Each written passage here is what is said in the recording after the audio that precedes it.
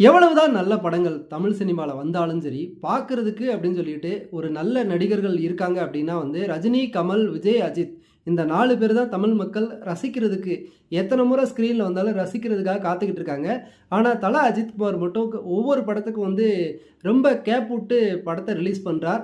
அது மாதிரிலாம் இல்லாம அடுத்தடுத்து படங்கள்ல வந்து அஜித் குமார் நடிச்சார் அப்படின்னா வந்து விஜய் சினிமா விட்டு போகக்கூடிய இடத்துல இருக்கும் தருவாயில வந்து அஜித்குமார் படங்கள் வந்து நல்லபடியா ஓடுச்சு அப்படின்னா வந்து, இளைய தளபதி போனார் அப்படிங்கிற வருத்தம் மக்களுக்கு இருக்காது. இளைய தளபதி போனாலும், திரும்ப அரசியலுக்கு போனாலும், அரசியல்ல ஜெயிக்க முடியல அப்படிங்கிற ஒரு பட்சத்தில திரும்பவும் சினிமாவுக்கு வந்தாருன்னா, அடுத்து 2ண்ட் ரவுண்டுல விஜய் வந்து ஓட ஆரம்பிப்பார். எது எப்படி இருந்தாலும் அஜித், விஜய் இன்னும் வந்து ஒரு 10, 15 ஆண்டு காலம் வந்து தமிழ் சினிமால இருக்கணும் அப்படின்னு சொல்லி மக்கள் ஆசைப்பட்டுட்டு இருக்காங்க. பொறுத்திருந்து பார்க்கலாம். குட் பேட் அக்லி விடாமுயற்சிய அஜித்த